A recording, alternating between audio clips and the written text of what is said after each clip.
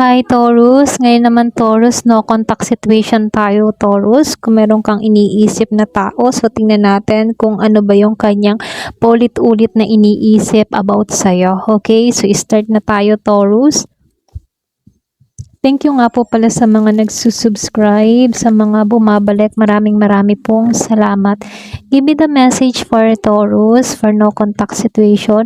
Ano ba yung paulit-ulit na naiisip ng person mo sa'yo? Give me the message for Taurus. Ano yung paulit-ulit na naiisip ng person mo sa'yo?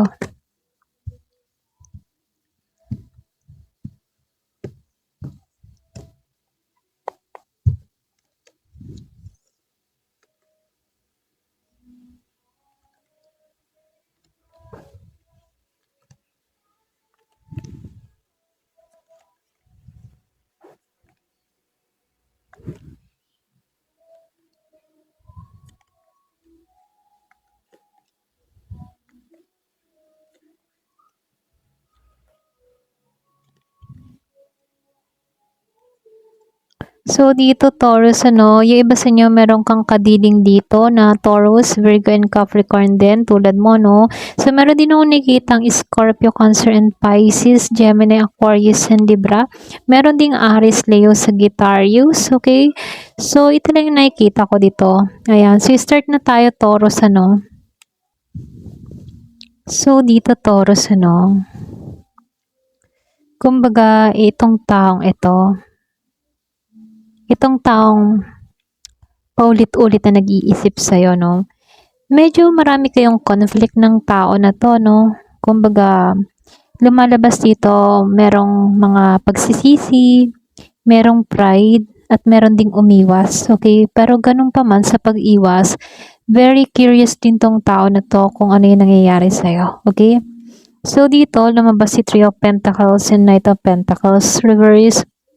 Yung iba sa inyo, merong kading-kadiling dito na earth sign, Taurus, Virgo, or Capricorn, So, may time itong tao na ito, naiisip niya na hindi kayo nagkaintindihan, hindi kayo nagkaunawaan ng maayos dito.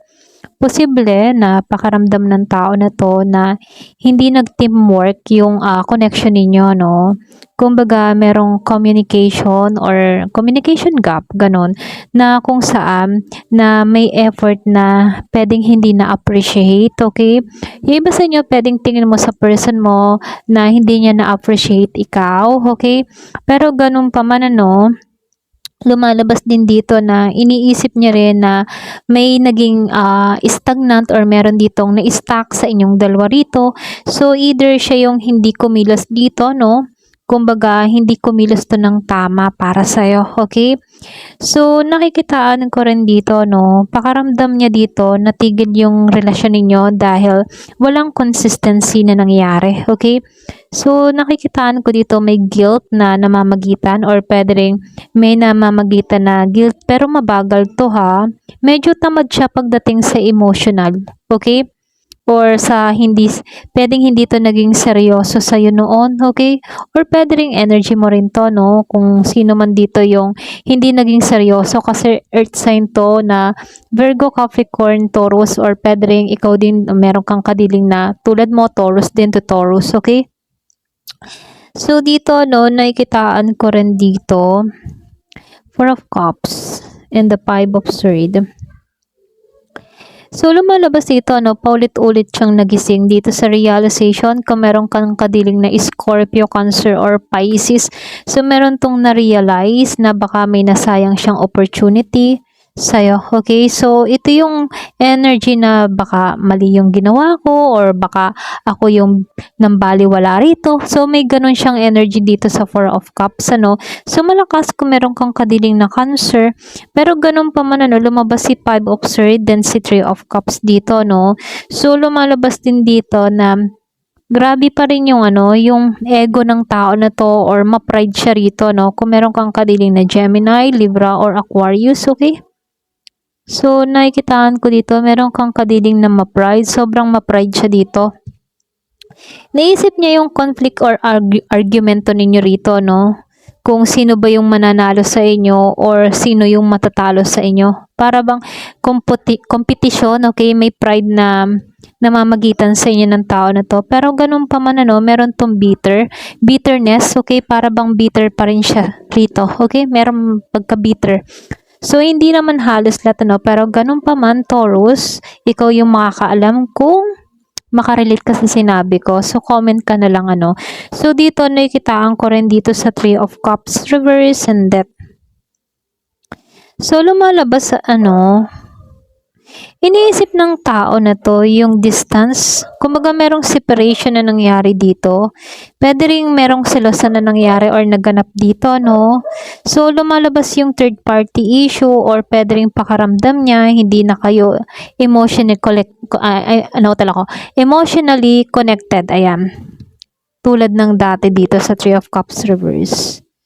Pero ganun pa man, dito kasi sa Death, may nagpapahiwatig dito na alam niyang hindi na babalik sa dating setup kayong dalawa or yung maging connection ninyo, no? Para bang iniisip niya dito na nagbago ka or tuluyan ka nang nag-end sa peace na to or sa pag-itan ninyo.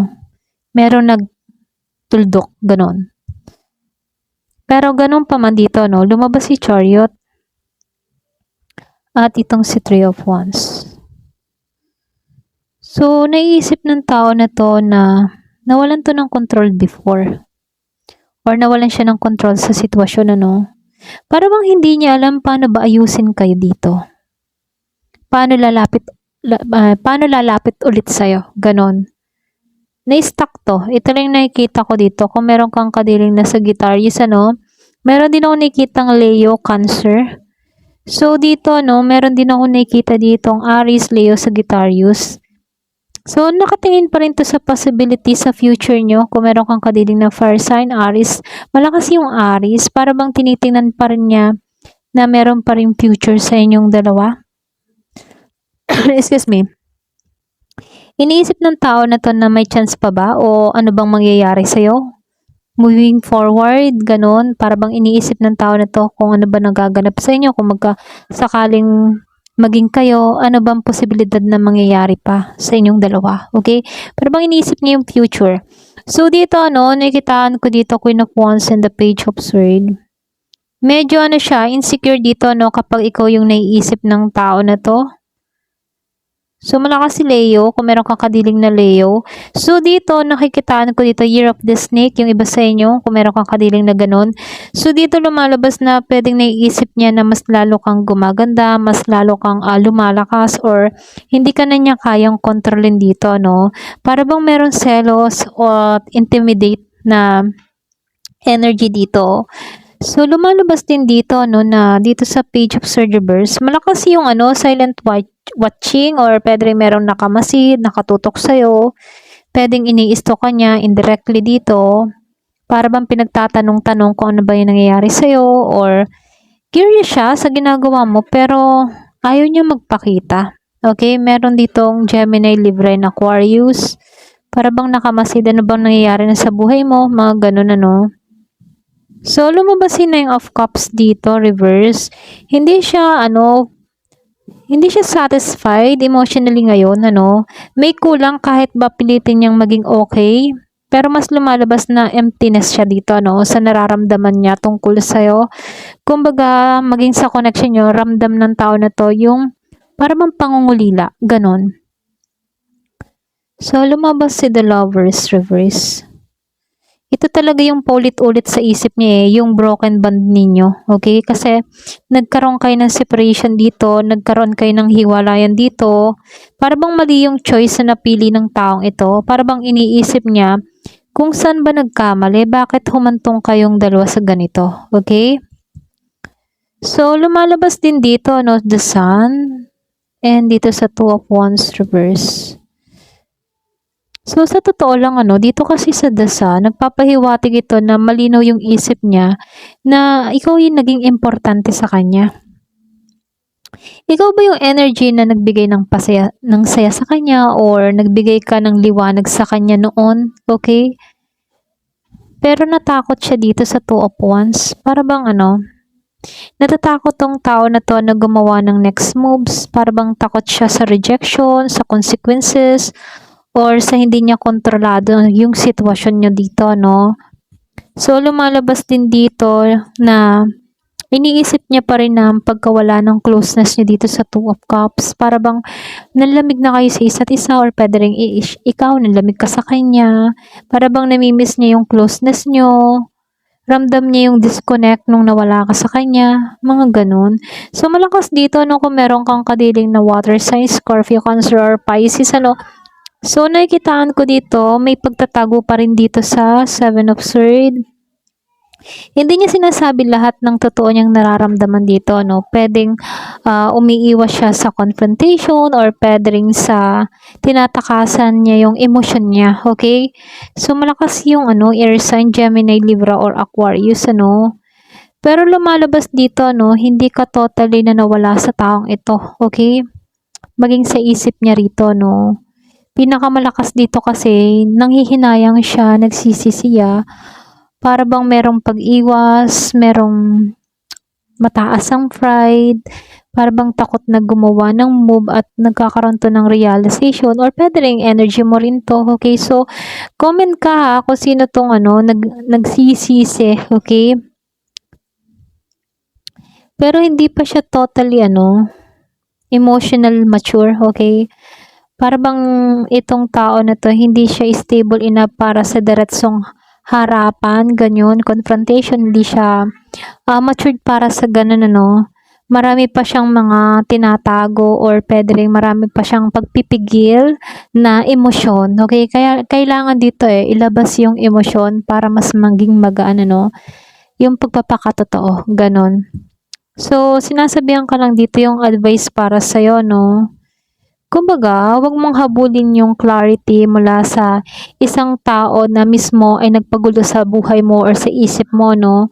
So, mas mainam dito, mas magiging malinaw, or pwede rin sabihin na mas magiging alam mo dapat kung ano ba talaga yung gusto mo rito. Mas mararamdaman mo kasi yung pagkawala ng taong ito pag tumahimik ka, or pwede rin mas mararamdaman niya yung pagkawala mo kung tumahimik ka, okay? So, kailangan mo lang i-prioritize yung sarili mo, okay?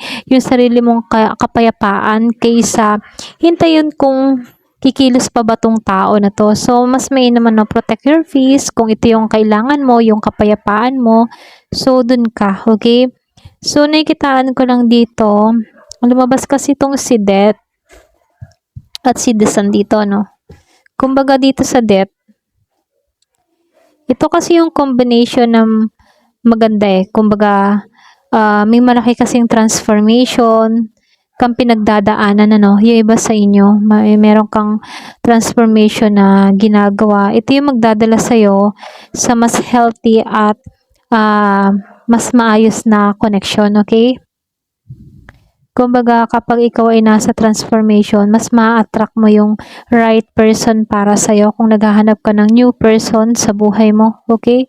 So, nakikitaan ko dito na unti-unti na yung pagbabago na ginagawa mo sa sarili mo. Ayan. Hanggang dito na lamang po, Taurus. Thank you for watching. Love and peace.